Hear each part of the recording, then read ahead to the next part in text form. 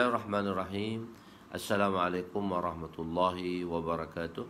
Subhanaka la ilma lana illa ma 'allamtana innaka antal alimul hakim.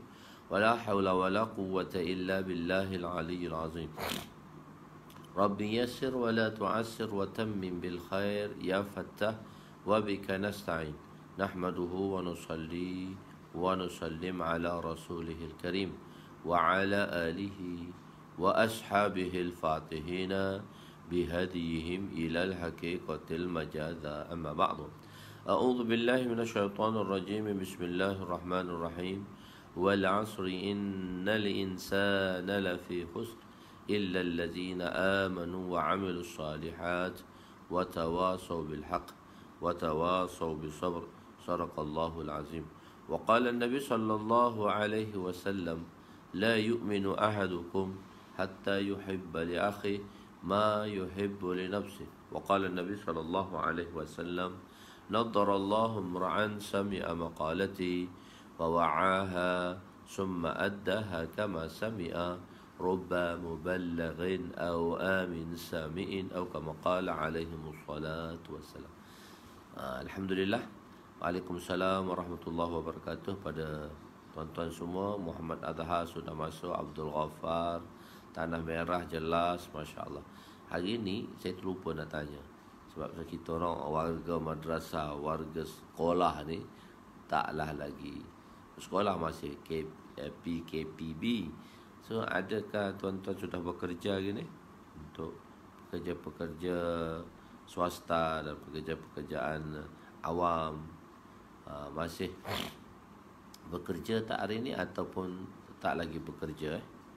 Saya tak tahu sampai bila cuti tuan-tuan.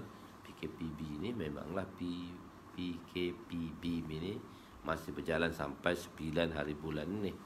Masya Allah. Tak apa, kita teruskan pengajian kita kepada bab yang kedua. Bab pertama di dalam Kitabul Iman, dalam bab yang pertama, iaitu bab dosa-dosa besar. Pada muka surat 263 pada muka surat 263. Muka surat 261 dia 261 habisnya Kitabul Iman, hadis yang ke-48 bracket 47. Dan 262 tu dia kosong, tempat kosong, sebab saya nak mulakan bab, saya mula sebelah kanan. Sebab tu tuan-tuan akan nampak satu ruang kosong di situ, iaitu swasta cuti lagi, esok saya start kerja. Masya Allah, ada orang dah mula kerja esok. Masya Allah, kita berada di 263. Semalam kita dah tutup pendaftaran kita. Nanti saya tak update lagi yang latest tu, tentang daurah kita, insya Allah. Mungkin ada satu orang tu pencet, seorang dua tu, tengok macam mana. Insya Allah hari ni saya updatekan. InsyaAllah kita akan mulakan nanti. Ya, kita berada di pada muka surat 263. Dia tulis itu, Bismillahirrahmanirrahim, Babul Kabair wa Alamatin Nifaq. Bab dosa-dosa besar. Al-Kabair tu maksudnya dosa-dosa besar. Dan Alamatin Nifaq, alamat tu juga plural, iaitu tanda-tanda munafik. Alamat munafik, saya pun tulis itu juga alamat munafik. Alamat munafik ni tanda-tanda munafik lah. Alamat ni, apa alamat dia, apa tanda dia, begitu. Apa alamat dia, apa tanda dia. Muhammad Nur Hafiz saya rasa bekas pelajar saya ni, Muhammad Nur Hafiz ni. Okey. Ya, penerangan. Jadi tanda sebelum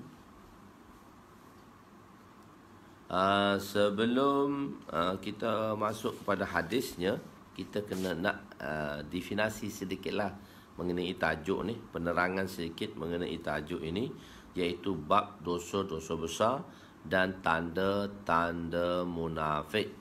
Tanda-tanda munafik. Bab pertama di dalam Kitabul Iman. Khair. Dalam Kitabul Iman sebelum ini, mana sebelum yang kita belajar ni semua Kitabul Iman mengenai hadis-hadis yang dimuatkan di situ sebanyak 47 hadis. Campur dengan satu hadis asal hadis yang pertama, jadi 48 hadis lah tuan-tuan belajar, Masya Allah. Kitabul Iman sebelum ini dinyatakan hadis-hadis berkenaan dengan iman, hadis-hadis yang bersangkut paut dengan iman. Selepasnya dibawa hadis-hadis yang menerangkan perkara bersalahan dengan iman. Sebab apa? Ini oleh kerana tu'raful asya' bi azdadiha. Apabila kita nak mengenali sesuatu, maka kita tahu lawan dia, kita tahu opposite dia, kita tahu lawan dia. Supaya apa? Supaya kita dapat hindarkan daripada perkara yang bertentangan tadi. Sebab perkara bertentangan tadilah yang akan merosakkan perkara tersebut.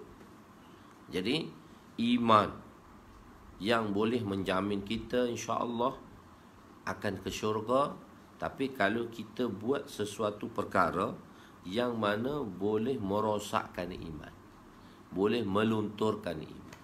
Jadi apa yang boleh melunturkan iman?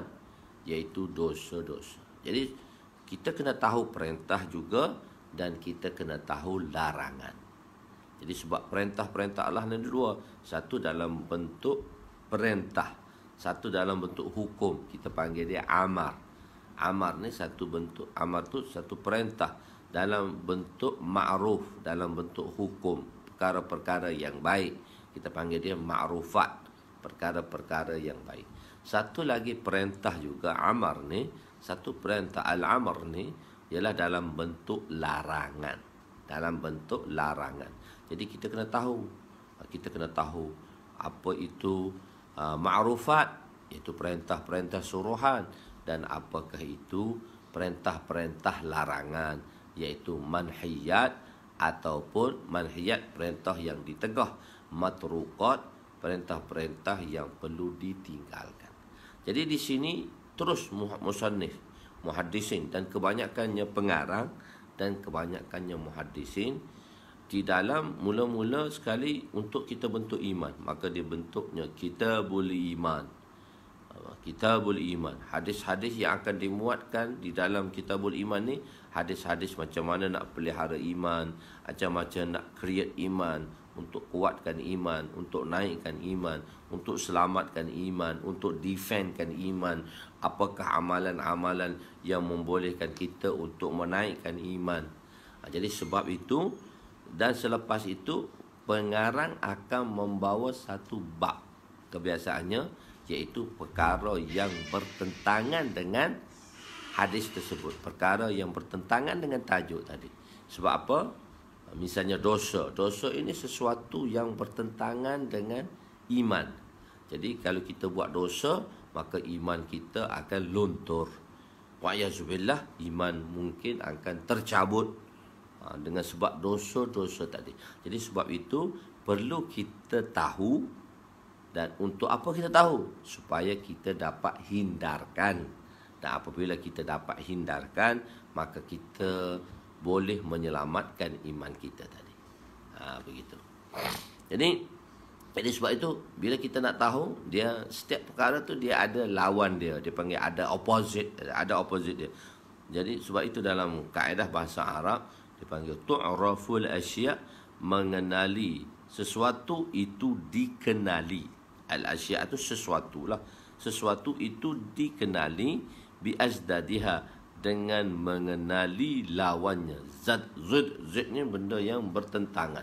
Azdad ni jamak lah, sebab tu dia bawa dengan al-asya' tu jamak, maka al-azdad juga dengan jamak. Jadi mengenai lawannya. Oleh yang demikian, bab ini dibawa sebagai bab yang bertentangan dengan bab sebelumnya. Bab ni maksudnya kitab lah sebelumnya. Ini kerana mengetahui sesuatu yang bertentangan menyebabkan kita mendapat kefahaman yang lebih baik lagi. Maknanya kita dah tahu dah benda-benda yang baik, benda-benda amar, perintah-perintah, benda pula kita gunakan amar lah, perintah-perintah yang baik, iaitu iman. Dan perlu kita tahu apakah perkara-perkara, perintah-perintah yang boleh melunturkan iman dari sudut manhiyat, larangan, dan dari sudut matruqat, iaitu perkara yang perlu ditinggalkan. Perkara yang bersalahan dengan iman ialah dosa. Yang bersalahan dengan iman tu apa dia? Yang bersalahan dengan iman tu ialah dosa. Dosalah yang akan melunturkan iman. Jadi ramai para muhaddisin dan kebanyakan para muhaddisin dalam kitab mereka membawa bab kabair. Bab kabair, bab dosa-dosa besar selepas bab iman. Selepas iman, kebanyakan musannif dia menyusun ini, dia bawa kitab babul kabair. Hendaklah kita menyelamatkan diri kita daripada melakukan dosa-dosa itu. Jadi bila kita dah tahu dah perkara yang bertentangan, maka kita pun boleh selamatkan kita. Ada orang dia buat tu sebab dia tak tahu. Dia buat sebab dia tak tahu. Saya terbuat sebab dia tak tahu. Okey, mungkin kali pertama dengan sebab dia tak tahu tu dimaafkan. Tetapi kali kedua dia tidak boleh dimaafkan. Sebab apa? Bagi Allah Subhanahu Wa Taala reason yang dia tak tahu, dia kata saya tak tahulah, sebab tu saya tak buat. So reason itu, sebab itu, reason itu, dalil yang mengatakan dia tak tahu itu bukan satu keuzuran. Bukan satu apa? Bukan satu keuzuran. Bukan nak lepaskan dia daripada perintah tadi. Sebab dia tak tahu, dia terlepas. Mungkin kalau dia tidak dunia ni, mungkin kali pertama dia terlepaslah. Tetapi pro dan kontra, ya betul, pro dan kontra, perlu kita tahu pro dia, perlu kita tahu kontra dia. Okey. Jadi kalau dia tak tahu, dia kata dia reason tak tahu itu dia tidak membolehkan seorang itu mendapat kelepasan, iaitu mendapat keuzuran daripada melaksanakan perintah atau meninggalkan larangan. Maka dosa terbahagi kepada dua. Jadi ulama menulis dosa ini terbahagi kepada dua. Dia ada dosa besar dan dosa-dosa kecil. Ada dosa besar dan ada dosa kecil. Sebahagian ulama berpendapat tiada dosa kecil. Jadi golongan kedua, golongan sebahagian ni sedikitlah. Ini bukan pendapat jamhur lah, bukan pendapat sepakat ulama-ulama jamhur. Jadi jamhur ni jamhuriyah lah, tempat berkumpulnya ulama-ulama. Jadi ada sebahagian kata tak ada, dosa ni dia tak ada kecil, tak ada besar, dosa ni semua besar. Teruklah kalau macam tu. Alhamdulillah, ulama-ulama jamhur, ulama-ulama ahli sunnah wal jamaah mengatakan ada dosa kecil dan ada dosa besar. Okey, bagi mereka ulama-ulama yang berpandangan bahawa adanya dosa kecil tak ada, dosa besar sahaja. Dari sudut mana? Sebab itu kita katakan bila satu orang tadi, bila seseorang atau satu-satu kaum atau satu-satu puak dia bertentangan dengan puak lain, atau seseorang tadi pendapat dia bertentangan dengan puak lain, dengan pendapat orang lain, maka kenapa dia bertentangan? Mesti dia ada dalil, mesti dia ada hujah dia, mesti dia ada sebab dia. Dia akan menunjukkan sebab atau menunjukkan dalil atau menunjukkan hujah. Sama saja. Hujah, sebab, dalil ni serupa saja. Makna dia satu saja. Tiga perkataan yang berbeza tapi dipanggil makna mutaradif, makna sama. Dia panggil, ada juga dalam bahasa Arab lafaz yang berbeza, lafaz mutaradif, makna sama. Lafaz mutaradif, bersalahan satu sama lain tapi makna wahid. Katakan mustarak, satu lafaz yang mempunyai banyak makna. Lalu lafaz mutaradif pula, satu perkataan, satu lafaz punya banyak makna, itu dipanggil lafaz mustarak. Lafaz mutaradif ni satu lafaz banyak perkataan, dia banyak lafaz-lafaz dia, tapi makna sama je lah. Sebab, dalil, hujah. Sebab tu illah lah. Illah sebab tu jadi illah, sebab, dalil, hujah. Benda tu makna wahid, makna yang satu. Alfaz mutaradif, maknanya satu. Okey. Semua dosa dikira sebagai dosa besar atas dasar. Tu atas sudut mana? Iktibar tu sudutlah, dari sudut mana? Maksiatullah, kerana memaksiati Allah, kerana mengingkari Allah, iaitu perbuatan mengingkari Allah. Atas dasar mengingkar Allah ni tak kira lah. Dia langgar saja perintah, hentam sajalah belalang. Dia langgar saja perintah, maka dia dikira dosa besar. Atas dasar mengingkari perintah, kesemua dosa dikira dosa besar. Jadi ulama yang mengatakan tak ada dosa kecil. Dosa terbahagi, jamhur ulama berpendapat. Jadi sepakat ulama berpendapat bahawa ada dosa besar dan dosa kecil. Jadi macam mana untuk kita mengenali dosa besar? Macam mana untuk kita mengenali dosa itu kecil? Dosa itu ni dikira dosa besar, ni dikira dosa kecil. Jadi macam mana nak bezakan? Begitu. Iaitu mengenai dosa-dosa. Iaitu jamhur ulama. Jadi satu perbuatan yang dinyatakan dalam Al-Quran dan hadis. Perbuatan dosa itu disebut dalam Al-Quran dan dalam hadis. Dan perbuatan itu ada satu ancaman.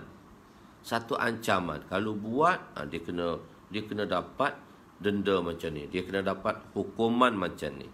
Maknanya ancaman yang disebut khusus. Ancaman yang disebut khusus balasannya. Perbuatan ni zina. Zina. Kalau yang sudah suami isteri, yang sudah muhsan dan muhsanah, muhsan dan muhsanah, yang sudah kahwin, lelaki yang sudah kahwin, wanita yang sudah kahwin, bila berzina, apa ancaman dia? Farjamuhuma, maka rejamlah mereka berdua jika sabit kesalahan. Kesalahan itu sabit daripada dua keadaan. Satu, pengakuan yang dibuat oleh pelaku. Kedua, saksi yang memberi penyaksian. Dan kalau saksi zina ni, mesti ada 4 orang adil dalam memberi saksi. Bersepakat untuk memberi saksi. Dia kata, saya lihat perbuatan itu. Perbuatan zina tadi, saya lihat perbuatan tersebut.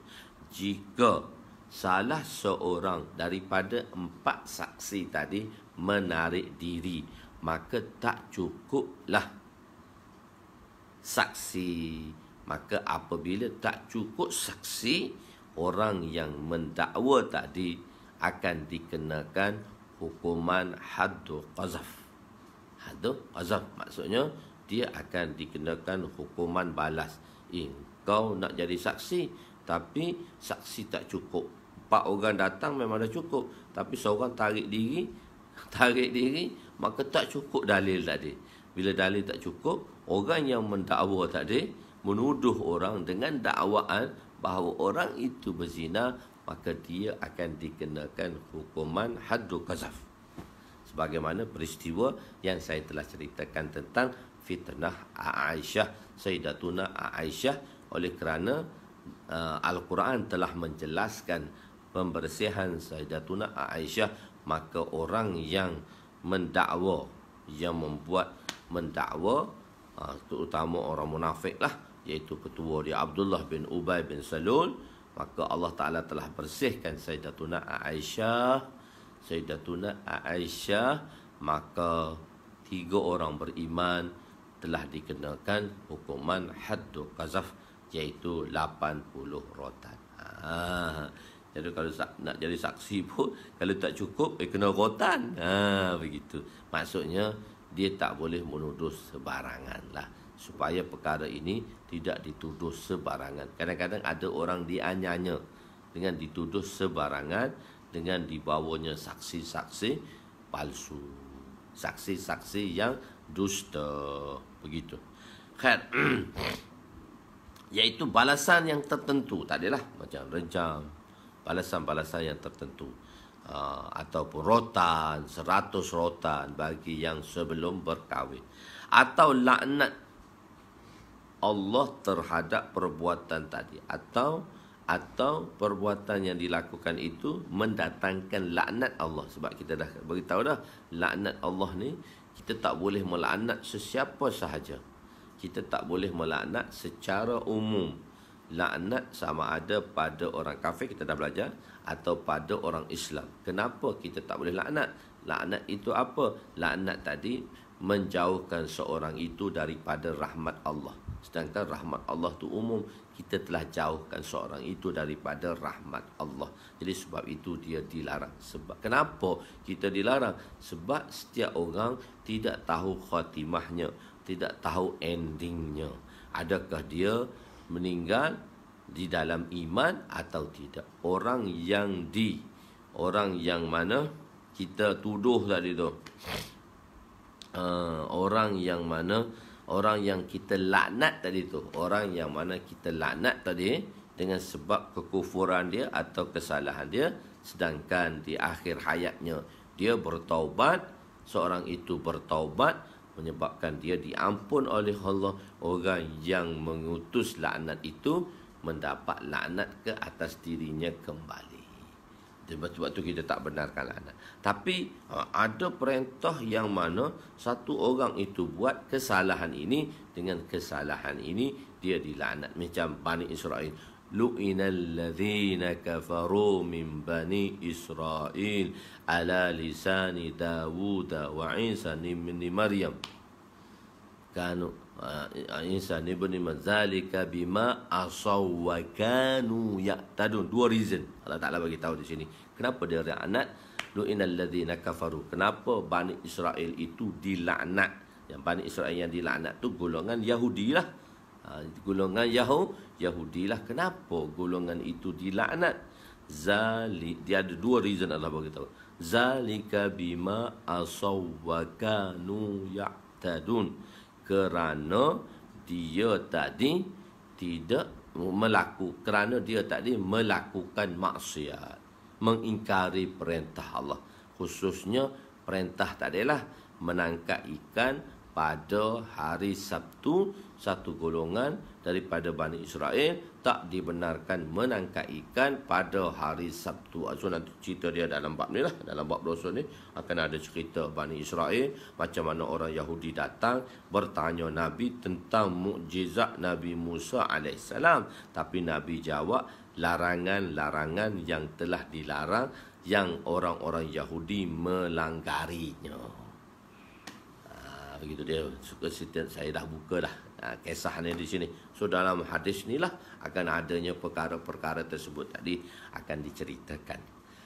Datang mendatang. Jadi laknat dia, perbuatan dosa tadi merupakan laknat Allah Subhanahu Wa Taala. Lu'inal ladzi, dan dilaknatnya Bani Israel atas lidah Nabi Isa, dan lu'inal ladzina kafaru min Bani Israel ala lisani Daud, yang di atas lidah Nabi Daud alaihissalam dan atas lidah Nabi Isa alaihissalam. Reason dia pertama, zalika bima asaw wa kanu ya'tadun, kerana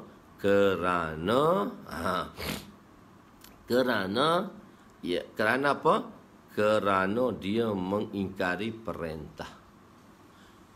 Kanu hum la, yang kedua reason dia apa Allah bagi tahu? Kanu hum la yatanahawna an munkarin fa'aluh. Satu lagi ialah kerana mereka tidak mencegah perkara-perkara mungkar yang mereka lakukannya sendiri. Mungkarin itu sifat dia tu, dia panggil nakira di situ. Kalau orang belajarlah, fa'alu itu jumlah untuk menunjukkan dia munkarin tu mausuf dalam bentuk nakira, maka sifatnya yang akan datang dalam bentuk jumlah, iaitu sentence fa'alu. Ini kaedah nahwu lah. Ini kaedah nahwu, ini kaedah grammar dalam bahasa Arab lah. Jadi ada orang kata, tengok contoh dia, ada orang kata dakwah ni hanya kerja umat ini.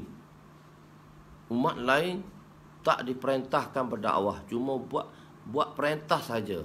Umat lain tak, umat-umat sebelum Rasulullah Umat-umat sebelum Rasulullah hanya buat perintah saja. Tak diperintahkan untuk berdakwah, mengajak kepada kebaikan dan melarang kepada kejahatan. Tapi kita telah terangkan konsep dakwah yang kita gunakan di sini ialah hanya mengajak kepada kebaikan, tapi tidak melarang, tidak kita melarang kepada kemaksiatan.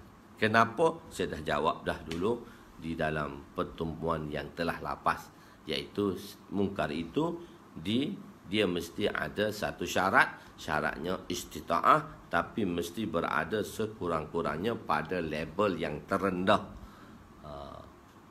Man ra'a minkun munkaran. So saya bangkitkan balik perkara ni supaya tuan-tuan fresh balik. Pagi ni kena fresh balik. Man ra'a minkun munkaran, pada seorang itu melihat sesuatu perbuatan mungkar, fal yughayyir biyadihi. Dia menggunakan bukan fal yamna, dia mesti tegah. Ayat ni, hadis ni bukan mengenai perkataan mana melarang. Dia kata fal yughayyir, dia menggunakan perkataan ghayyara yughayyiru, mengubah. Mengubah ni dia luaslah daripada melarang. Mengubah dia luas daripada melarang. Melarang ni tegah terus. Mengubah ni maka dia boleh guna konsep lain. Jadi mengajak orang kepada masjid, sebenarnya dia telah mengubah dengan secara indirect. Sebenarnya dia telah mencegah, melarang seorang itu daripada melakukan kejahatan. Cuma perkataan yughayyir pada pembincangan dulu saya tak bahas. Cuma saya terjemah macam tu saja, dan saya tak bahas lagi perkataan yughayyir. Sebab dalam hadis tu dia tidak memberi yamna'u, dia kata yughayyir, iaitu mengubah. Jadi mengubah ni banyaklah. Dengan cara mengajak itu kita telah mengubah, bukan saja tegah itu kita melarang. Begitu, itu konsep lah. Tapi nak bagi tahu di sini, ada selalu biasa kita cakap lah, umat ini umat dakwah.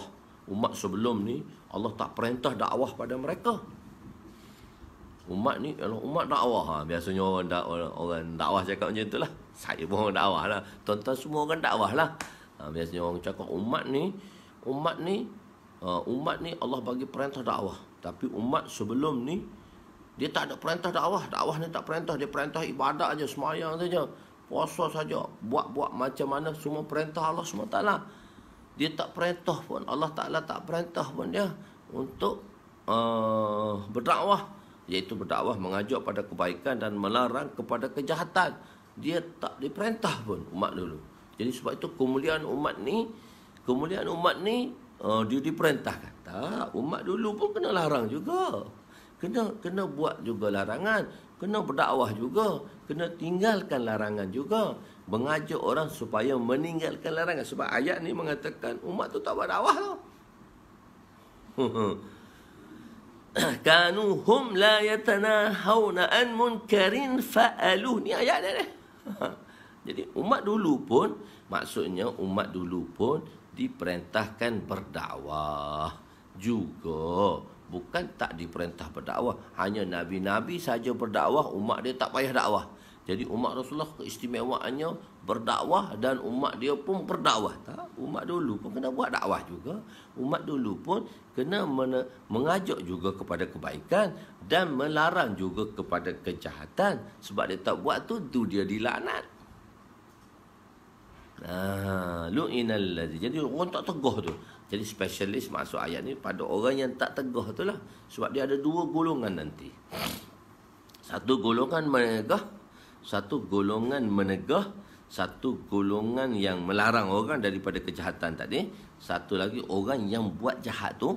Dan golongan ketiga yang mana dia tak buat dan dia tak cegah. Dia tengok saja. Dia menjadi penonton. Tak boleh. Golongan ketiga pun tak selamat.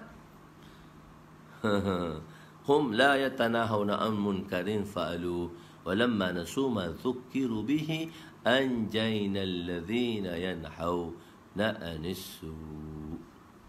Allah Ta'ala memberi kejayaan bagi mereka yang mencegah perbuatan tersebut. Bagi mereka yang mencegah, sebab kita kata cegah tu kita ambil atas dasar ubah. Atas dasar ubah tadi, maksud kita kata kita berdakwah saja, tidak mencegah larangan. So saya dah bincangkan dah sebelum ni. Cuma saya nak bangkitkan sedikit lagi pada tuan-tuan, masuk lebih halus lagi. Saya nak masuk lebih halus. So baru ni saya bincang sepintas lalu tu pun adik saya kata nak explain pada orang susah. Adik saya kata tak pandailah nak explain. So sebelum ni saya tak masuk lebih dalam lagi. Saya masuk atasan saja. Sekarang kita korek rahsia dia. Tapi saya tak nak korek banyak lah. Saya nak cerita buat dosa je. Jadi saya nak beritahu, maksudnya kadang-kadang kita terangkan benda tu sepintas lalu supaya dapat tuan-tuan faham balik. Dan kadang-kadang dia dibahaskan lagi. Sebab itu kadang-kadang ulama' dia mengarang kitab. Benda sama. Kenapa pula benda sama diulang balik? Dah ada dah. Sebenarnya dia ulang balik benda tu sebab dia nak korek satu perkara lagi. Dia nak highlightkan, dia nak besarkan, dia nak jelaskan, dia nak terangkan terperinci dan detail dalam satu perkara tadi. Itulah ilmu ulama' yang mana Allah Subhanahu Wa Taala memberinya kepada kita. Kita ni, ustaz-ustaz ni, kita cebok je lah, kita ambil je lah orang-orang noh, pemikir dulu noh, kehebatan ulama-ulama dahulu tu. Sebab itu kita tidak mengenepikan mereka yang terdahulu. Sebab kerana ketakwaan mereka, kerana kesucian batin mereka. Suci tu taklah sampai tak buat dosa, bukanlah maksud dia kata suci tu ustaz, tak kata ulama-ulama suci tak ada dosa. Taklah, benda ni fahamlah dari sudut percakapan tadi. Suci tu bukan maksudnya dia tak buat dosa ni. Nabi-nabi saja Allah selamatkan dia daripada dosa. Sebab itu satu-satu perkataan tu dicakap, dia bukan menanggung ke atas makna umum dalam percakapan tadi. Jadi sebab tu kadang-kadang kita menerangkan satu perkara di dalam majlis kita yang mana audien kita sudah berada dengan kita selama 1 jam. Dan so audien tadi dapat memahami apa yang nak dilontarkan dan nak disampaikan oleh yang menerangkan tadi, si guru tadi. Audien tu dah faham dah untuk menerangkan. Audien tu dah faham dah sebab kita dah sedia dah mentaliti dia tadi. Dengan berada di dalam audien dan dia dah sedia dengan mentaliti tadi, dengan apa yang kita nak sampaikan, benda yang nak disampaikan, dengan pemisalan-pemisalan yang telah dijelaskan. Tapi orang yang nak cari salah ni, dia ambil cut and paste, dia ambil shortcut, dia hanya mengambil kata-kata kita yang kita memberitahu perkara yang salah. So dia hebohkan. Dan dia kata ustaz ni kata begini. Sebenarnya dia tak duduk majlis kita. Sebab tu dia tak tahu. Sebab tu mengikut Syekh Musa Rohani Bazi. Mulu dia buat kelas umum. Dia pengajian hadis Tirmizi, dia buat kelas umum. Orang awam boleh masuk.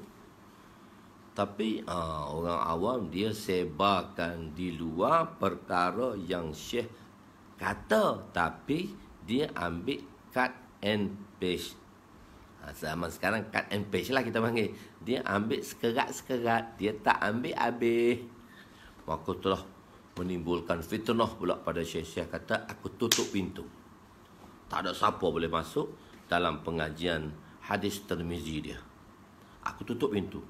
Dia kata sebelum ni Maulana saya buka semua orang boleh masuk. Sekarang saya tak benarkan. Hanya pelajar di tahun akhir yang berdaftar dengan saya. Yang belajar dengan berdaftar dengan saya. Sebab tu saya suruh tuan-tuan berdaftar. Untuk kita mengetahui sepenuhnya. Bukan ilmu ni khusus untuk orang berdaftar. Tidak. Tuan-tuan kena faham tu. Kenapa saya buat macam tu? Sebab ada reason. Sekarang kita orang ustaz-ustaz lah. Kita bergerak. Kita ada target. Kita ada reason dan target. Dan bukan kita buat umum. Dia kata, kena daftar ke ilmu ni? Nak dapat dia kena daftar ke? Tak boleh tak daftar ke? Tidak kan ilmu Allah ni luas, dia kata. Sebab tu saya mengajak tuan-tuan berdaftar. Sebab supaya tuan-tuan berada dalam satu audien. Bila tuan-tuan berada dalam satu audien, baru tuan-tuan boleh faham apa yang nak saya sampaikan. Allah yang fahamkan tuan-tuan. Saya sebagai asbab saja. Kadang-kadang saya pun tak tahu. Ada benda yang saya sampai, benda tu pun saya tak amalkan. Tuan-tuan Masya Allah lebih amal daripada saya. Tuan-tuan lebih beramal daripada saya lagi yang Tuhan sampaikan. Begitulah, sebab tu saya kata daftar. Ataupun insya-Allah untuk akan datang diorang akan daftarlah yang terlepas tu. Mungkin siapa yang terlepas tu dia tak daftar lagi, terlepas dah tertutup dah. Tak apa, mesej pada saya 1 orang, 2, 3, 4, 5, 6 orang lagi saya boleh masukkan lah. Tapi taklah, janganlah pasal sekarang baru nak masuk, dia dah tutup semalam dah. Jadi saya nak bagi tahu, jadi sebab apa kita buat satu benda, kita dah ada target, cuma kita tak cerita target tu.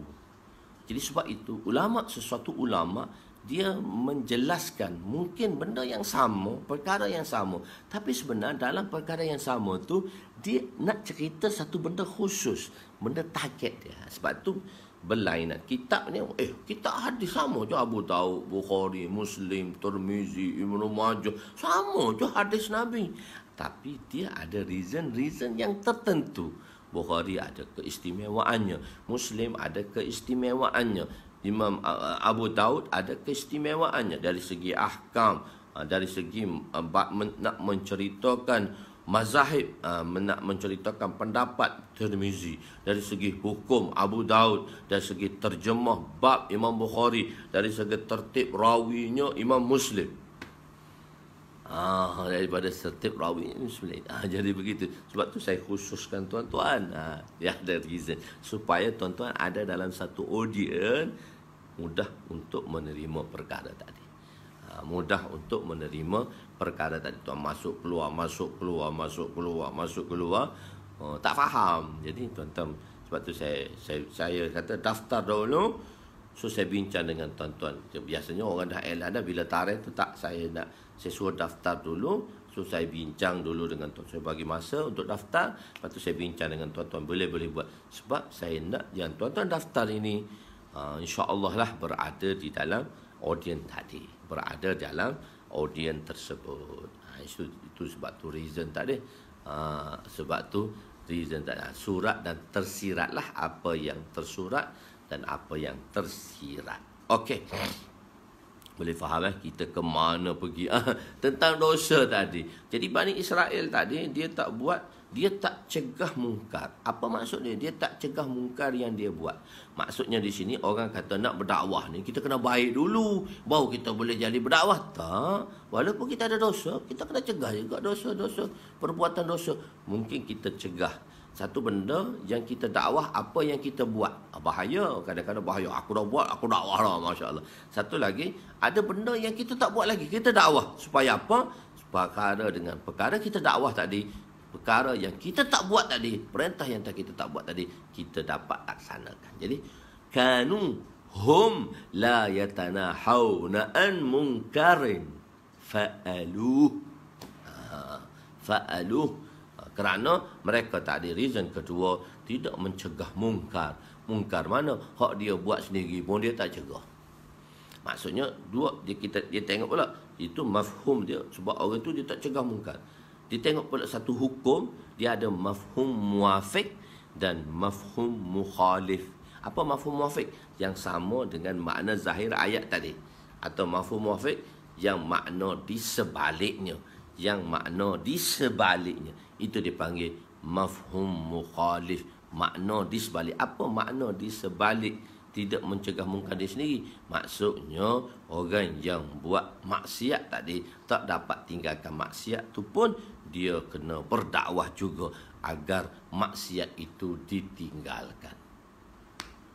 Agar maksiat tadi ditinggalkan. Begitu. Jadi ini umat dia. Jadi mungkin ada pentafsiran lagi lah. Ini salah satu Muhammad Zaki Yaakob ni. Al-Fakir. Tak apa. Muhammad Zaki Yaakob ni siapa tak tahu, lama ustaz besar tu kan. Saya risau ustaz-ustaz besar nak duduk dalam majlis saya. Saya ni tak tahu. Muhammad Zaki Yaakob ni satu ulama besar ni, kawan saya ni. Tapi wallahualam lah siapa dia. Mungkin dia terikut. Jangan, kalau Ustaz Zaki jangan masuk dalam majlis aku. Sian aku. Aku tak boleh cakap lah kau ada dalam majlis aku. Ada satu Ustaz Zaki Yaakob, adik Ustaz Hadi Yaakob. Ya ni memang terror. Saya tak berani dengan dia. Dia duduk depan saya tak boleh cakap. Dia tak depan saya tak boleh cakap lah. Okey, tak. Kalau Ustaz Zaki Yaakob tadilah, bisa hebat tu orang tu. Saya pun tak berani. Kadang-kadang bahaya sesuatu perbuatan itu tidak dijelaskan. Jadi, ya saya, jangan lagi. Jangan masuk. Jangan masuk dalam majlis ni. Saya ni untuk kawan-kawan saja lagi. Untuk pelajar-pelajar baru. Saya nak terangkan dengan pelajar-pelajar baru je. Hantar tu dah tinggi. Jangan buat kerja macam tu. Kita orang ustaz-ustaz ni kan kadang-kadang takut tau. Takut orang depan kita tu dia hebat pada kita. Kita terang tak semenana pun, dia hebat lagi. Sebab tu, saya orang awam. Okey. Nanti hubungi saya lepas ni. Saya jawablah insya-Allah. Jadi kadang-kadang bahaya sesuatu perbuatan itu tidak dijelaskan. Bahaya dia tak ada jelas. Macam dalam Quran dah sebut dah, dalam hadis dah sebut dah. Tapi ada juga dalam hadis tak disebut, dalam Quran disebut. Dia tidak soreh, tak jelas. Dalam Al-Quran dan hadis, mungkin dalam bentuk kinayah. Dalam bentuk kinayah. Makna kinayah tadi apa ya? Kawan-kawan tulis. Dalam bentuk kinayah. Dia tak dijelaskan dalam bentuk jelas. Tetapi bahaya dia besar. Bahaya dia besar. Contohnya seorang yang membantu musuh untuk membunuh orang Islam, kita panggil dia tali barut. Hukum tali barut ni tak ada pula. Kalau tak ada soreh lah. Di dalam hadis dan Quran tak ada soreh. Tapi bahaya dia besar. Sebab tali barut ni sebenarnya ini juga dikira sebagai dosa besar. Kerana seolah-olah dia membunuh orang Islam. Dia bagi aim saja. Dia bagi aim saja. Di tali barut macam mana? Tali barut. Macam mana tali barut? Orang-orang lah, supaya orang-orang Yahudi dapat tahu dia asal daripada Yahudi, mari kepada Syria, masuk Islam. Masya Allah, dia sanggup menunggu berpuluh-puluh tahun untuk jatuhkan orang Islam. Lepas tu dia tali barut. Dia sanggup menunggu. Tali barut ni dia tunggu berpuluh-puluh tahun. Mungkin dia tak maksud tak sampai, mungkin cucu dia sampai. Mungkin cucu dia akan sampai. Lepas tu mungkin anak dia tak sampai lagi maksud dia. So visi dia tadi, misi dan visi dia tadi disempurnakan oleh cucu mereka. So mereka walaupun atuk masuk untuk menjalankan misi dan visi dia, anak tak tercapai lagi visi dan misi tadi.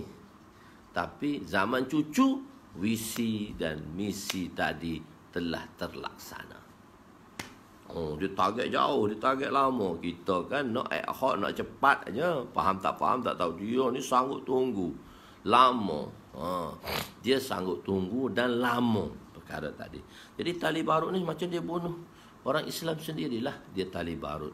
Syekh Ismail Syahid yang saya cerita tu, dia telah dibunuh di Balakot disebabkan oleh tali barut lah. Jadi itu dosa besar. Itu dikira dosa besar. Membunuh orang Islam. Jadi dosa besar ni, sebab tu ada perkataan ulama, la kabirata ma'al istighfar, la saghirata ma'al istimrar. La kabirata ma'al istighfar, wa la saghirata ma'al istimrar. Ada mengatakan ini dalam Musnad Ya'la, riwayat dalam Musnad Ya'la. Maksudnya mafhum dia apa dia? Ialah tiada dosa besar itu dengan istighfar dan tiada dosa kecil itu dengan berterusan. La kabirata, tiada dosa besar dengan istighfar. Itu saya terjemah lafzi. Itu saya terjemah lafzi dari sudut lafaz. Maksud begini, dosa besar macam mana pun dia boleh diampun dengan istighfar. Satu orang yang buat dosa, ada penyelesaian dia. Dia ada solution dia. Dia ada penyelesaian dia. Dia ada solution dia. Dia ada penyelesaian dan dia ada solution dia. Jadi dosa besar macam mana pun, dia ada solution dia. Macam mana untuk menghindarkannya. Satu, macam mana untuk menghabiskannya. Iaitu, satu dosa besar dengan, maksudnya dosa besar ni walaupun satu orang tu tak terlaku dosa besar, tapi ada cara untuk pemaafannya, iaitu dengan bertaubat. Dengan apa? Dengan bertaubat. Dengan bertaubat. Jadi, walaupun dosa besar, tapi ada kelonggarannya, iaitu dengan bertaubat. Wala saghirata. Jangan kita anggap kecil benda tu jika ia dilakukan berterusan. Samalah dengan kata-kata dalam peribahasa Melayu. Saya panggil hadis Melayu lah. Bahasa Melayu, iaitu kata-kata dalam bahasa Melayu. Kata-kata dalam bahasa Melayu ni ialah sikit-sikit lama-lama jadi bukit. Benda sikit-sikit je, tapi kita duk impun, dia bertimbun macam bukit. Begitulah juga dosa besar, jika dilakukan berterusan, dia boleh menjadi besar. Dosa kecil yang dilakukan secara berterusan, boleh lagi beristimrar tu berterusan, dia mungkin dosa itu akan menjadi besar. Jadi masalahnya ialah dosa besar macam mana pun ada solution je.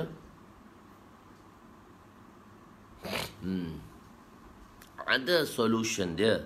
Dosa besar tak ada solution dia. Ada solution dia. Jadi dengan kita bertaubat, kepada Allah Subhanahu wa ta'ala, dan dosa kecil tu jangan kita biar-biar buat selalu, dia jadi dosa besar. Jadi wala kabirata ma'al istighfar wala saghirata ma'al istimrar. Itu di dalam itu bukan hasan musnad ya'la tu ialah musnad ya'la tadi benda lain. Khair. Musnad ya'la tu riwayat lain. Ini bukan, ni kata-kata ulama.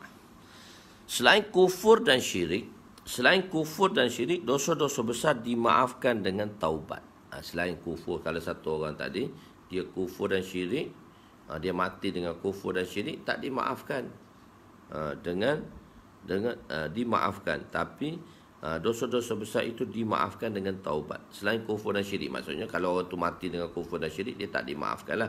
Tetapi kalau orang tu dia dah syirik dah dan dia sempat bertaubat, dimaafkan lah. Misalnya dia murtad, dia masuk Islam, dia murtad, dia syirik balik. Lepas tu dia diberi masa untuk bertaubat, diberi peluang, dan dia bertaubat. Bila dia bertaubat, masa terimalah sebelum dia mati. Dosa kufur dan syiriknya tak diampun bila dia mati dalam keadaan kufur dan dia mati dalam keadaan syirik, maka dosa itu tak diampun oleh Allah SWT. Allah Ta'ala tak akan mengampun dosa orang yang syirik. Sebab apa? Allah telah jelaskan, inna syirka la zulmun azim. Dikatakan jadi pintu taubat tutup pada dua tempat. Jadi kesinambungan itu bila pintu taubat nak bertutup. Jadi pintu taubat akan tertutup dalam dua situation. Satu, secara individu, setiap orang secara individu. Mana setiap individu dia ada kunci individu. Kunci hall besar dan setiap orang nak masuk dalam bilik rumah tu dia ada kunci individu. Jadi bila kunci individu tu akan ditutup? Bila kunci rumah secara ijtimai tadi, secara jemaah dan kelompok tadi, secara besar-besaran tadi, bila akan ditutup? Dua konsep. Taubat ni secara individu bila ditutup. Taubat ni secara keseluruhan bila nak ditutup. Jadi dikatakan ketika hendak mati, Firaun juga sempat bertaubat. Makna Firaun juga memohon taubat. Bukan sempat bertaubat, dia minta taubat. Dia minta nak bertaubat. Dia minta nak bertaubat. Tapi masa tu pintu taubat dah tutup. So dia tak terima taubat dia. Dia tak boleh terima taubat dia. Tapi di situ pun ada perbahasan lagi di kalangan ulama dengan dalil-dalil mereka.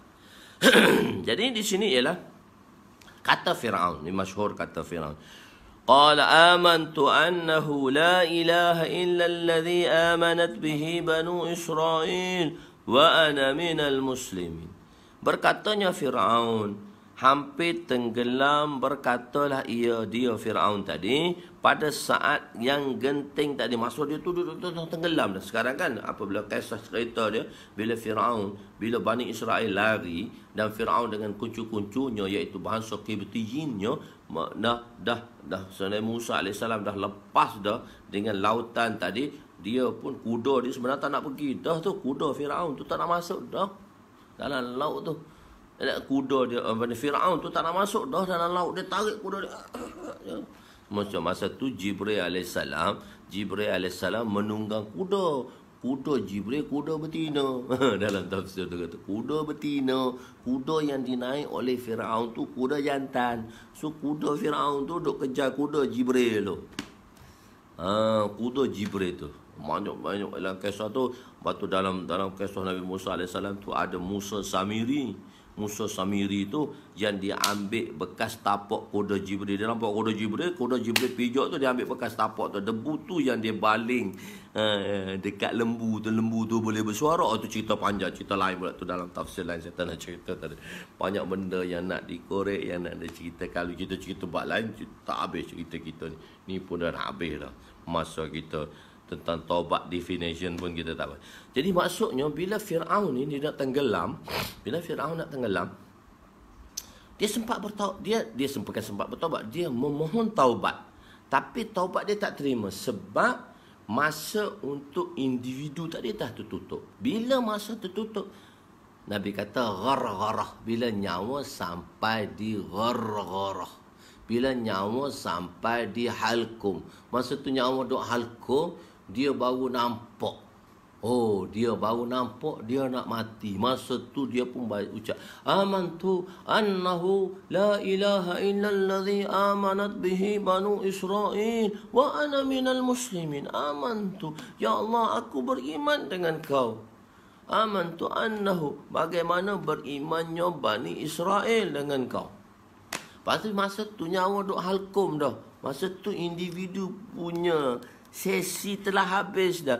Permohonan taubat secara individu telah habis dah masa tu. Sebab nyawa di ghargharah. Dan dia dah nampak dah. Apa yang bakal diterima olehnya. Maka dia kata, ya Allah, aku beriman. Macam mana Bani Israel beriman. Yang paling marah kepada Firaun semasa dia mengucap kalimah itu ialah Sayyidina Jibril. Dalam riwayat Bukhari, Sayyidina Jibril AS dia ambil lumpur tsunami, selut lumpur tsunami tu yang di bawah dasar lautan tu, dia sumbat kat mulut Firaun. Sebab Firaun kan amantu annahu la ilaha illallah amanat bihi banu Israel. Aku beriman ya Allah, aku beriman macam mana Bani Israel beriman ya Allah. Begitu sekali beriman pada Allah. Jibril AS ni takut, kawan ni lama Allah terima taubat dia. Jadi supaya dia tidak mengulangi taubat tadi,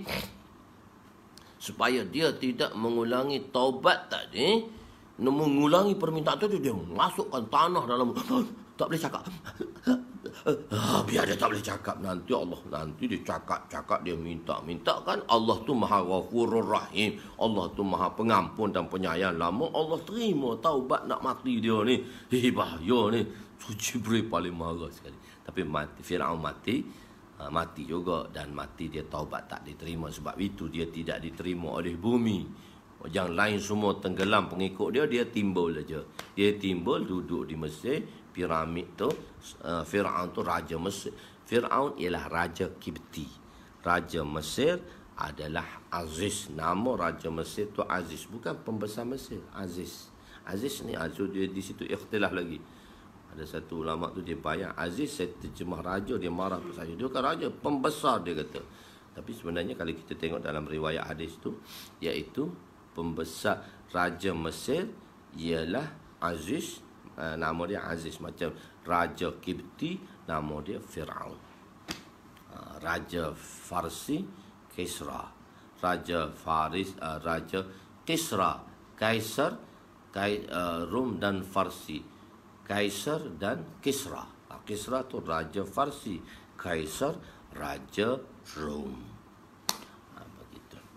Tukan atau apa dia, Raja Cina dia panggil apa tak. Dia banyak nama-nama raja tu yang besar dalam dunia. Khair, tak apa. Itu cerita bab lain. Bila sampai di situ kita cerita juga insya-Allah.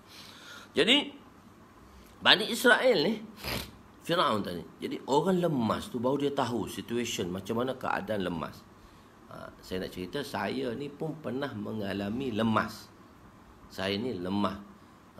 Saya lemas 2 kali. Alhamdulillah rezeki tak mati lagi, panjang umur lagi kot. Menggoreng sungai. Rumah kita kat Pasir Mas tu, belakang dia sungai. Rumah nenek kita, rumah makcik kita tu, daripada jendela dia kita boleh terjun kat sungai. Pam! Dan sungai. So kita budak-budak sungai. Yang mati biasanya lemas tu adalah orang-orang yang datang daripada jauh, dia main sungai. Lepas tu dia tergelincir, jatuh, mati. Tapi orang sungai ni dia tak mati kat sungai. Sebab dia memang hidup dia di sungai. Satu ketika saya umur 9 tahun, saya masih ingat lagi, saya 9 tahun. Umur 9 tahun, masa tu musim panas. Bila musim panas, air dulu kan Kelantan, air dia jernih. Sungai Kelantan tu air jernih. Sekarang ni sepanjang tahun air dia teh susu je. Musim kering ke, musim panas ke, musim hujan tu teh susu aja, sebab dia ada dam. Dia lepas air dam tu, air dam bawah tu air teh susu lah, air selut lah. Di sepanjang tahun sungai kita tak bersih dah dulu. Kalau musim kemarau, sungai bersih je kan ni. Boleh nampak ikan kat sungai tu. Ini tahun 80-an, 70-an dulu. Nampak ikan ni tahun 2020 dah. Itu 40 tahun yang lepas. Sungai dia jenis. Tapi masa PKP ni, sungai semua bersih sebab orang tak kacau. PKPB yang dah jadi hitam balik dah sebab kilang-kilang berjalan balik dah. Dosa-dosa banyak dah. Dosa-dosa tu yang menyebab keruhnya perbuatan-perbuatan tadi. Khair, tak apa. Jadi, saya masa tu 9 tahun. Tuan-tuan bayanglah 9 tahun tu kecil tapi pandai berenang lah. Masa tu musim panas. Di tengah-tengah sungai Kelantan tu dia timbul pasir, kita panggil dia pasir tumbuh. Di situ kita akan cari etok, satu jenis makanan macam etok lah. Dia dalam sungai je etok, dia bukan lala, bukan apa semua, dia panggil etok. Mesti kadang kita kutip etok. Cikgu dah tahu kutip etok kat rumah ustaz. Etok kat sungai tu. Kita kutip etok tu. Sebab cikgu dah dia ada punya mak saudara dia betul-betul depan tepi sungai tu. Saya kenal.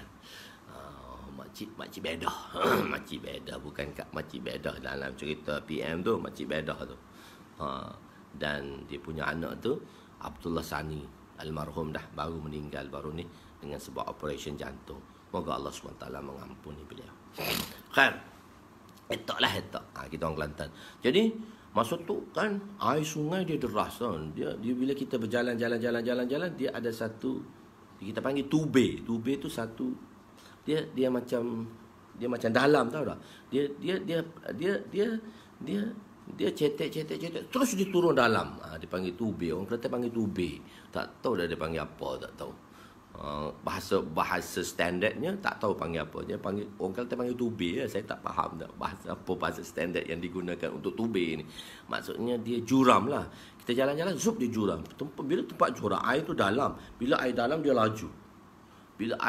laju. So saya dibawa oleh arus. Saya dah boleh berenang. Saya pun berenang lah. Saya berenang. Alah, budak umur 9 tahun. Mak kuat macam mana tenaga dah. Saya letih. Dalam berenang saya letih. Saya berenang, saya letih. Bila saya letih, saya lepas. Saya kata mati. Saya lepas. Saya pun tenggelam. Saya tenggelam. Saya tertelan 2 kali air. Saya pun tengok di tepi sungai. Nampak ni, situasi ni nampak. Ramai orang duduk di tebing sebelah sana, di tebing sebelah sini saya nampak. Allah, matilah aku. Saya kata, matilah aku. Mak cerun. Dia macam cerun lah. Dia kat sungai pun ada cerun. Tak tahulah, cerun lah. Dia daripada landai. Dia jatuh tubir dia dalam sikit. Di situ banyak etok. Dan etok di situ warna hitam. Dia bukan warna kuning. Dia warna etok, warna hitam. So kita orang suka cari etok di situ. Kita orang tahu lah, kita orang sungai. Jadi, iaitu, bila dia bawa arus tadi, saya berenang juga. Lepas saya berenang, saya letih, saya lepas. Lepas saya lepas, saya tenggelam lah. Bila saya tenggelam, saya nampak tepi sungai. Saya tepi tengok. Matilah aku, saya kata. Saya dalam hati kata, matilah aku. Fir'aun macam tu lah, dia tenggelam tu. Dia kata dia dah mati lah. Masa tu dia kufur. Dia amantu annahu la ilaha illa alladhi amanat bihi banu Israel wa ana minal muslimin. Wa ana minal muslimin. Saya nak compare cerita tu dengan cerita Fir'aun ni. Sebab situation masa tu, saya kata matilah saya. Saya kata tak ada orang dah. Lepas tu satu orang, Abang Rahim nama dia. Ni keluarga-keluarga dia ni terror berenang. Dia penyelamat semua orang lemas ni. Abang Rahim tu. Dia baru sampai ke tebing sebelah sana. Dia letih, dia baru berenang juga sampai sebelah tebing sana. Dia tengok saya tenggelam, dia tengok saya lemas tu, dia terjun. Bam, daripada tebing sebelah sana, dia terjun. Bam, dia terjun, dia berenang kat saya. Sop. Saya kata ada chance. Aku selamat lagi kot kalau Abang Rahim tu sampai. So kita boleh berinteraksi lagi. Tapi saya berinteraksi dengan diri saya lah. Orang nak mati ni dia boleh berinteraksi. Orang tak tahu. Dia berinteraksi, saya berinteraksi. Saya kata ada chance, ada peluang. Jadi ada chance, ada peluang, dia kata. Dia pun berenang. Sok. Dia nak sampai kat saya dah. So saya dalam sedar lagi. Lepas tu saya tengok Pakcik Ismail. Pakcik Weng kita orang panggil. Dia ada perahu.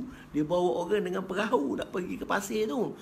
Dia tengok saya lemas. Dia kayuh dengan perahu. Abang Rahim berenang. Dia kayuh dengan perahu. Saya tengok situasi ni.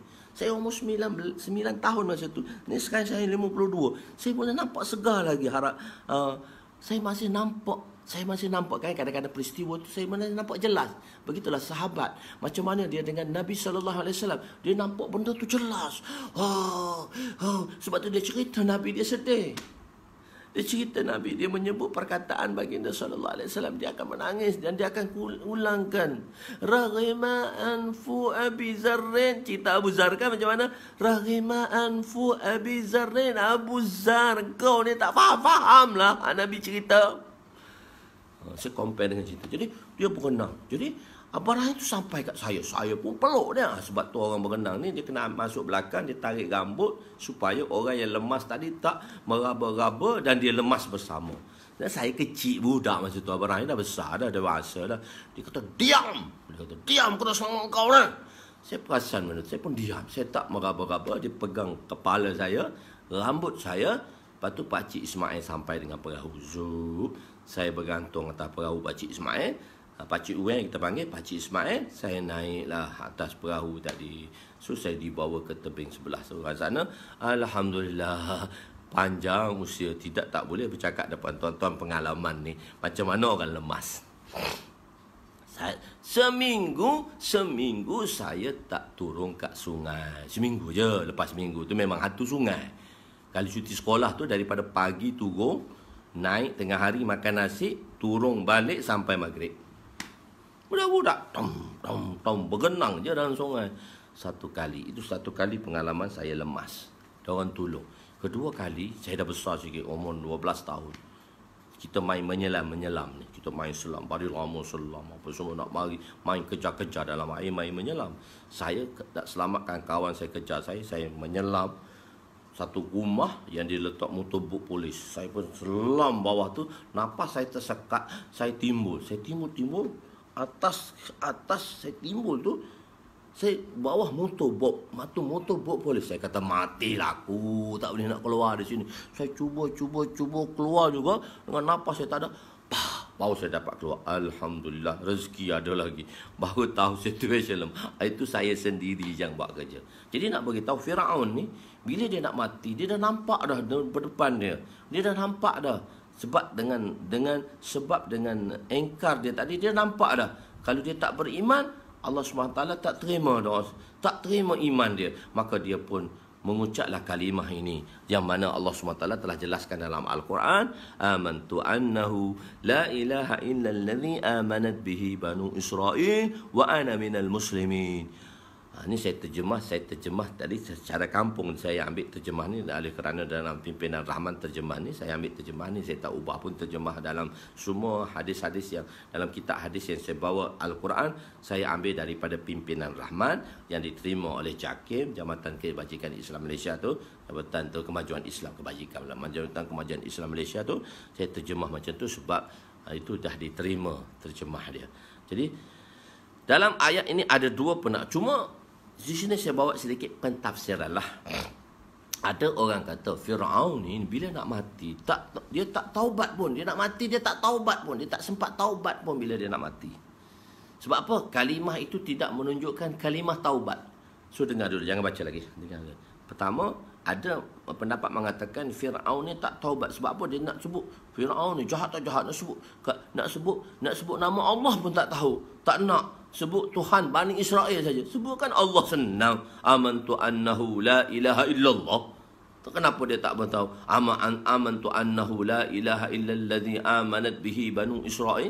La ilaha illalladzi. Zat amanat bihi Bani Israel. Yang mana Bani Israel beriman dengannya. Sebab berkat aman tu nak tengok kan. Amantu annahu la ilaha illa. Lepas illa tu apa dia sebut panjangnya allazi amanat bihi banu Israel wa ana minal muslimin. Maksud dia panjang, dia jadi jumlah yang panjang, dia bawa sentence yang panjang. La ilaha illallah sudah. Lah kenapa dia tak sebut illallahnya tepat illa tu lepas Allah tu. Kenapa dia sebut allazi? Kenapa Allah ulang lagi perkataan allazi? Sebab Allah nak gambarkan macam mana Firaun tersebut. Dan Allah nak sampaikan kepada baginda sallallahu alaihi wasallam, la ilaha illallah lah, la ilaha illallazi. Apa ya? Kenapa pula la ilaha illallazi?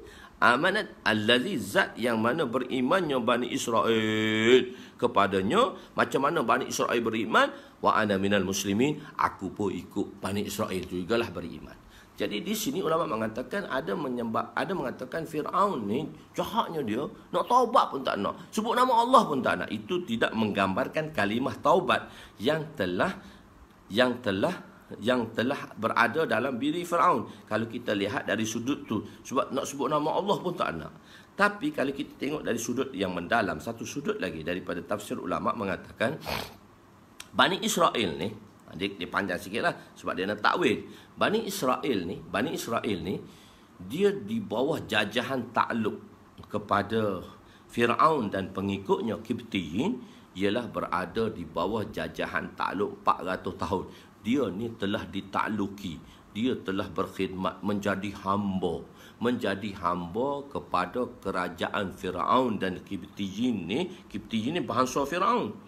Nabi Musa Bani Israel ni dia telah jadi hamba kepada pada Firaun dan pengikutnya selama 400 tahun tu.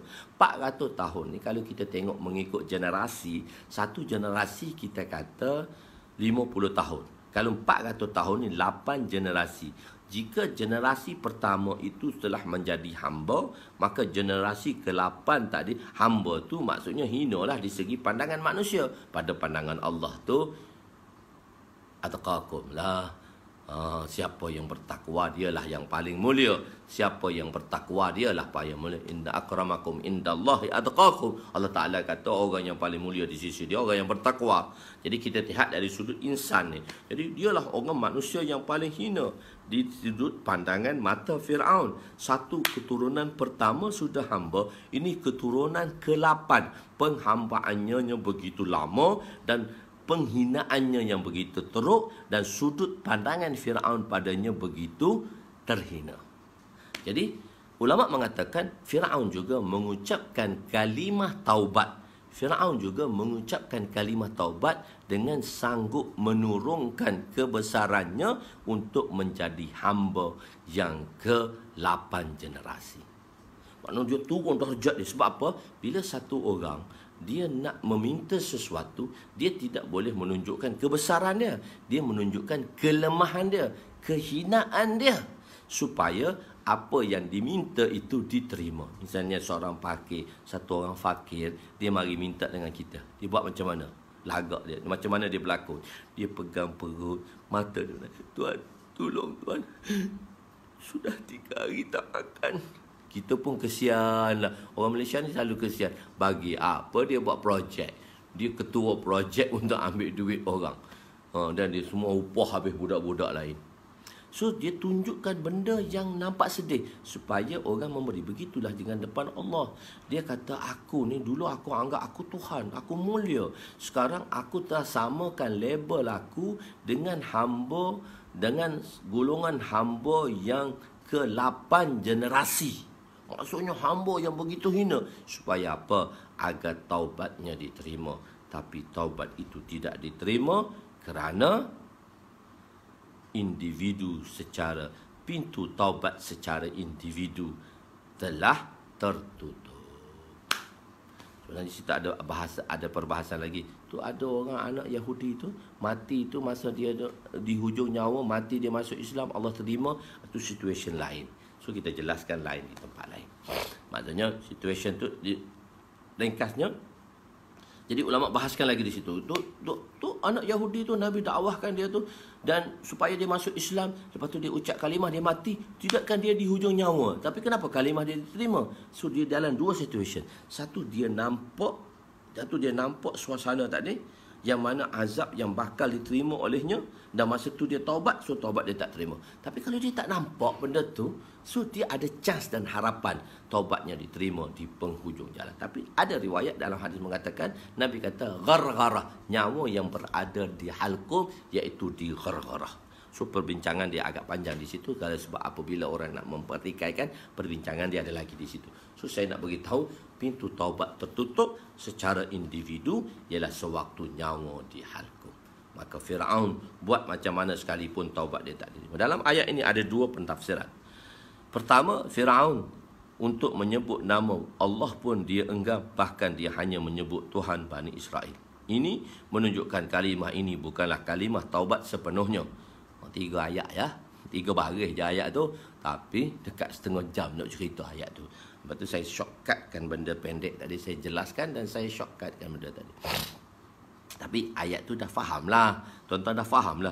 Apabila hampir tenggelam, berkatalah dalam ayat yang pertama Firaun telah menyebut Firaun untuk menyebut nama Allah pun dia enggan. Bahkan dia hanya menyebut nama Tuhan Bani Israel. Menunjukkan kalimah ini bukan kalimah taubat sepenuhnya. Pendapat yang kedua, menyatakan Bani Israel menjadi hamba kepada kaum puak Firaun selama 400 tahun. Jika satu generasi 50 tahun bermakna hampir 8 keturunan mereka telah menjadi hamba. Satu keturunan menjadi hamba pun sudah begitu hina, apatah lagi setelah 8 keturunan menjadi hamba. Keturunan-keturunannya semua hamba. Kalimah yang diucapkan oleh Firaun untuk merendahkan dirinya sama dengan Bani Israel yang ke-8 generasi yang dihina olehnya untuk sepatutnya kena ada ayat situ tapi saya tak buat ayat tu untuk menunjukkan kerendahan dirinya. Tetapi Allah mengatakan taubat ketika nyawa hampir melayang tidak lagi diterima Allah. Dikatakan Jibril lah paling marah ketika Firaun menuturkan kalim perkataan taubat takut-takut diterima oleh Allah. Oleh itu Jibril telah mengambil pasir, lumpur tsunami dan menyumbatnya ke dalam mulut Firaun agar dia tidak dapat mengucap kalimah tersebut. Agar dia tidak dapat mengucap kalimah tersebut. Panjang ni definisi taubat pun dosa besar pun tak habis lagi. Dan alamat munafik. Kita ambil okey, kita ambil ni. Apabila matahari keluar sebelah barat. Dan secara umum, individu secara umum, penutupan pintu taubat secara umum ialah apabila matahari keluar sebelah barat. Dan nasak mereka telah saya jelaskan sebelum ini dalam surat saya yang terdahulu di bulan Ramadan. Saya kata nasak mereka. Saya dah tunjukkan muka surat berapa. Nasak mereka. Saya sepatutnya nak masuk dasar tu. data tu daripada NASA, tapi dia telah nafikan balik. NASA mengatakan pada tahun 2012 dunia akan kiamat. Apa maksudnya? Matahari akan naik sebelah barat. Bagi dia tu dunia kiamat tu maksudnya matahari naik sebelah barat. So ahli-ahli sains dah ramal lah matahari ni akan naik sebelah barat.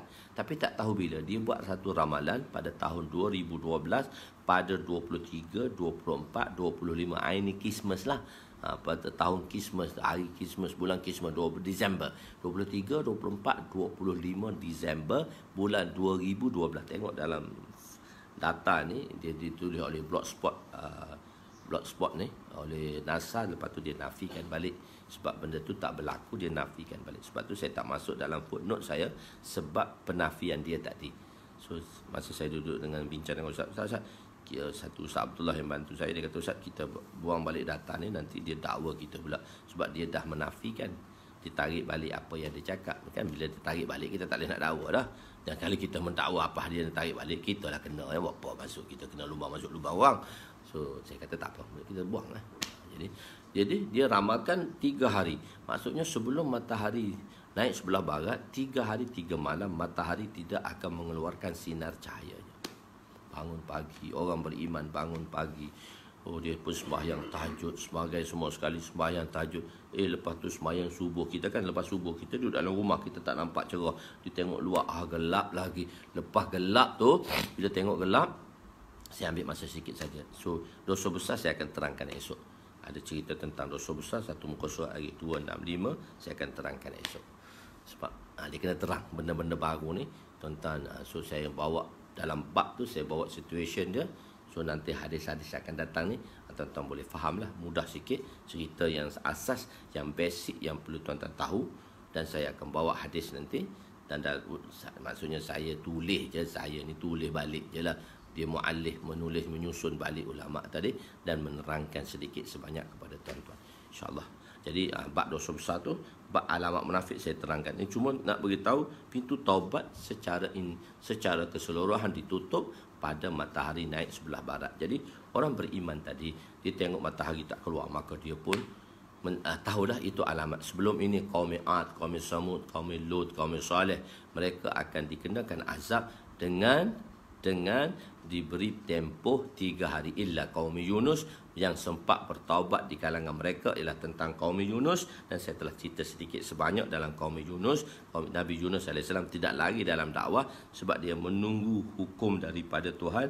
Cuma dia cepat tak sabar. Fasbir li hukmi rabbika kama fasbir li hukmi rabbika kasahibil hud fala takum kasahibil hud. Nah, Allah Taala telah turunkan ayat ini kepada Nabi sallallahu alaihi wasallam untuk menerangkan supaya bersabar dalam menanti perintah Allah Subhanahu wa taala.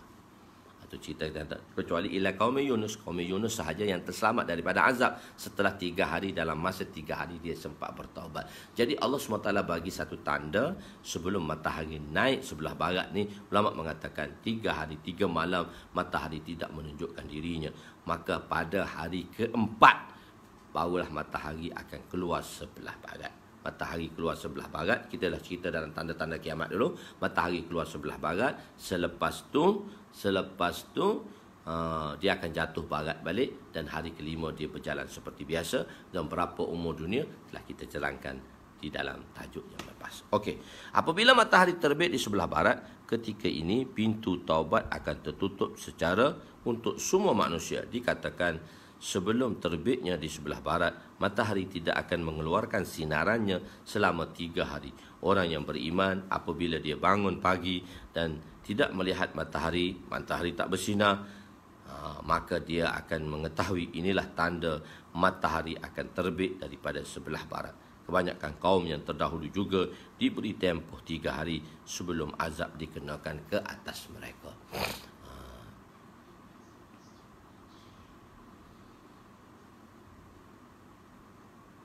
Ya, dia dah tahu hukuman mati itu, dia bertaubat. Sebab tu dia dibenarkan bertaubat. Sebab tu kan orang yang nak dikenakan hukuman mati, dia dah tahu dia nak mati dah. Syukurlah dia tahu dia nak mati. So ada peluang taubat untuk dia. Peluang taubat untuk dia. Betul kan saya cerita kan, kita orang pergi ke Indonesia. Kita pergi ke Indonesia, satu orang tu, orang Melayu dengan orang Cina kena tangkap sebab dia galdai dadah tu. So dia tahu dia nak mati lah. Yang si Cina tu masuk Islam kat penjara tu, syukurlah dia dapat masuk Islam. So taubat dia diterima. Sebab tu kalau mengikut kaedah je orang nak kena mati bunuh ni, dia suruh bertaubat dulu, sudah ucap kalimah, barulah dilaksanakan hukum tadi, supaya dosa dia dimaafkan dan dia dihukum oleh kerana sabit kesalahan tadilah. Dengan taubat dia, Allah SWT akan mengampuni dosa. Jadi ada harapan, ada chance lah. Ada chance lah. Ada orang yang Allah buat macam tu, tapi janganlah kita minta macam tu. Wa'iyasubillah, minta afiah. Allahumma inna nas'aluka afiah. Kita minta kesejahteraan dan keselamatan. InsyaAllah kita sambung lagi. Allah tidak mengampuni dosa kufur dan syirik. Dan apa, Allah SWT tidak akan mengampuni dosa dan syirik.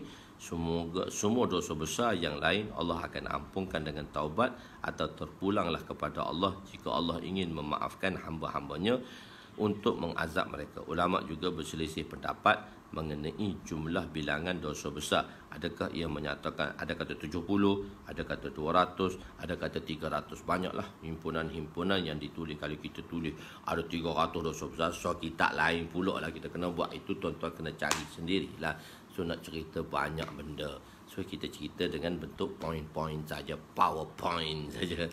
Kalau kita berceramah, kita bawa PowerPoint saja, patut diterangkan satu-satu.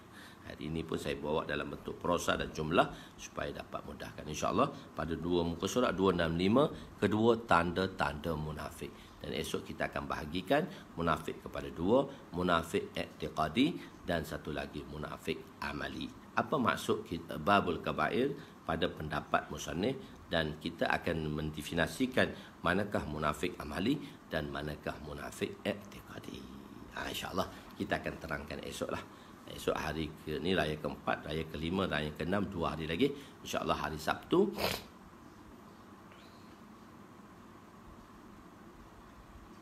Adakah dalam 3 hari lebih bertaubat sebelum masuk hari keempat? Begini, hari keempat tu matahari keluar sebelah barat, tak boleh lah, pintu taubat dah tutup lah pada masa tu. Hari keempat tu tak boleh lah. Hari yang mana naiknya matahari sebelah barat, hari tu pop, tutup lah pintu taubat. Manusia tak mati lagi, bukan semua mati lagi. So pintu taubat telah tertutup lah.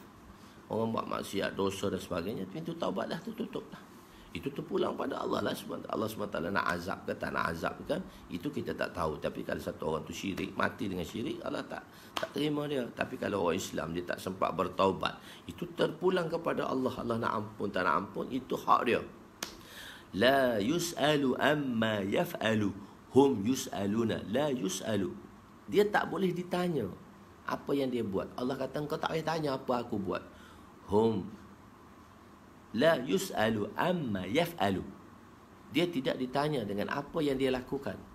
Hum yus'alu wa hum yus'aluna, dan hum wa hum, sedangkan tu wa tu wahaliyah tu bukan dan, sedangkan hum yus'aluna, semua kamu akan disoal. Semua kamu akan disoal, insyaAllah. InsyaAllah apa yang baik itu daripada Allah. Nanti saya akan updatekan malam ni nama-nama yang mengikuti kursus. Kepada siapa yang nak tu, so hubungi saya lah. Kalau dia tertinggal, dia memang nak tapi dia tak tahu last minute, dia tertinggal, kena hubungi saya lah. Ada seperti 2-3 orang yang hubungi saya tu lah. Tak apa, saya akan masukkan lah. Tak apa, peluang, ada beri peluang lagi, insyaAllah. Bukan 3 hari dah ada peluang. So ada peluang sebab mungkin dia berminat sangat. Tak apa, itu hubungi saya. Dan pada mereka-mereka yang mana memesan kitab, pada mereka yang pesan kitab, semalam saya hantar banyak kitab, saya tak sempat nak WhatsApp pada kitab-kitab yang hantar. Pada mereka yang memesan kitab dan di dalam borang daurah online tadi memesan kitab ataupun secara individu memesan kitab, dan dia adalah peserta, beliau adalah peserta di dalam kumpulan daurah kita nanti. Jadi orang yang tak ada kitab, misalnya muda ni, saudara muda kita, moga dia muda selalu, masya-Allah, berterusan muda. So ustaz suruh hubungi ustaz, kurang-kurangnya ialah macam mana supaya kitab tu ada depan dia. Ustaz akan share lah dengan dia macam mana nak beritahu. Kadang-kadang kitab tak sampai, so kita nak belajar kitabul ilmu. Kita ni al-ilm fis sutur, ulama kata kita ni ilmu kita ni duduk pada kitab. So kurang-kurang kitab duduk depan tu kita nampak jelas perkara tersebut. Jadi mereka-mereka yang tak dapat kitab, yang memohon kitab jilid 1 dan tapi pengikuti kursus, maka WhatsApp pada saya macam mana saya nak share dengan dia untuk mudahkan dia nanti insya-Allah. Kitab saya hilang oleh JDT, tak hilang, tak sampai lagi. Barang yang saya order pun ada satu saya order emas tu dah 10 hari tak sampai-sampai lagi. Saya kena beli emas lain pula. So emas tu nak murah sangat. Dia kata 200 emas tu dalam RM50. Saya order tak sampai-sampai. Ya biasalah musim raya kan. Dia dah tutup awal tak sampai-sampai. Tak hilang, jangan kata hilang. Tak hilang, tak sampai lagi. Jadi insya-Allah yang baik itu daripada Allah, yang kurang itu daripada kelemahan saya. Aku qouli hadza astaghfirullahal azim li wa liwalidayya wa li jami'il muslimina wal muslimat wa lil mu'minina wal mu'minat al ahya'i minhum amwat bi rahmatika ya arhamar rahimin ya awwalal awwalin wa ya akhiral akhirin wa ya dzal quwwatil matin wa ya rahimal masakin wa ya arhamar rahimin. Allahumma ighfir lana dhunubana wa wasi' lana khalaqana wa tayyib lana kasabana wa kanni'na bima razaqtana wa la tuzhib talabana ila syai'in sarraftahu anna wa sallallahu ala sayyidina Muhammadin wa ala alihi wa sahbihi ajma'in walhamdulillahi rabbil alamin. Yang belum sampai tu, yang tak ada jilid 1, yang peserta daurah kita, insyaAllah sida hubungi saya akan share satu benda yang mana dia boleh tengok pengajian insyaAllah. Lepas tu tak apalah, dia hubungi saya saja. Wallahualam yang baik itu. Wallahualam.